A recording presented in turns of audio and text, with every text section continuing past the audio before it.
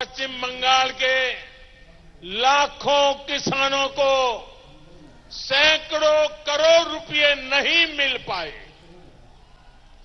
Corona के दौरान देश भर के किसानों के बैंक खाते में पीएम सम्मान निधि के तहत हजारों करोड़ रुपए जमा किए गए।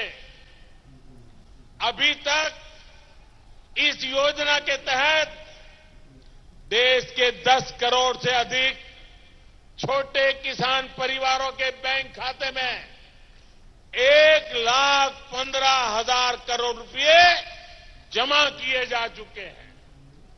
इसमें मुझे दुख के साथ कहना है, इसमें पश्चिम बंगाल के भी लाखों किसान परिवार हो सकते थे, लेकिन यहां के एक भी किसान को ये लाभ नहीं मिल पाया, क्योंकि यहां की सरकार ने इस योजना से जुड़ने से इनकार कर दिया।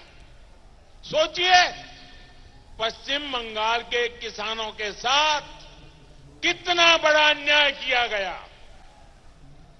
अब जब पश्चिम बंगाल के किसानों ने ममता दीदी को सबक सिखाने का मन बना लिया है, तो सिर्फ कहने के लिए, दिखावे के लिए कुछ दिन पहले राज्य सरकार ने बेमन से इस योजना से जुड़ने की सहमति वाली चिट्ठी भेज दी है।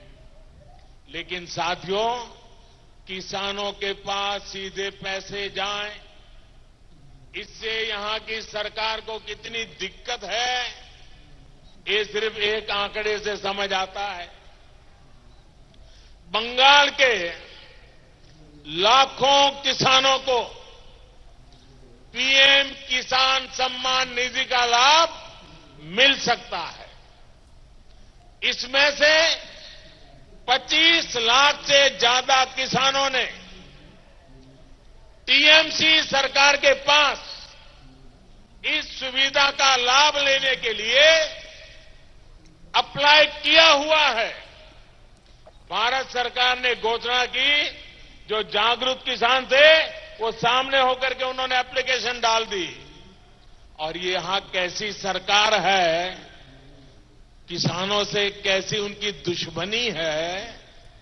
25 लाख में से इतने सालों में सिर्फ 6,000 किसानों का नाम वो तय कर पाए। 25 लाख में से 6,000, सोचिए, सिर्फ 6,000 किसान। लेकिन आप ये जानकर और हैरान हो जाएंगे कि केंद्र सरकार अब भी इन 6,000 किसानों को, उनको भी सीधे पैसे ट्रांसफर नहीं कर पा रही है। हम चाहते हैं तो भी नहीं कर पा रहे हैं। इसकी वजह भी यहां की सरकार है। टीएमसी सरकार ने अभी तक इन किसानों के खाते में पैसे ट्रांसफर करने के लिए राज्य एजेंसी का बैंक डिटेल केंद्र सरकार को दिया ही नहीं है। एक एक दिन करके ऐसे ही निकलता जा रहा है। मां माटी मानुष कहने वाली संवेदनहीनता बंगाल का हर किसान देख रहा है, महसूस कर रहा है। किसान के नाम पर कौन अपनी राजनीतिक रोटियां सेक रहा है और कौन किसानों के जीवन से एक एक परेशानी दूर करने के लिए दिन रात काम कर रहा है, ये देश पिछले 6 साल से देख रहा है। मैं आज मां गंगा के तट पर खड़ा हूं, तब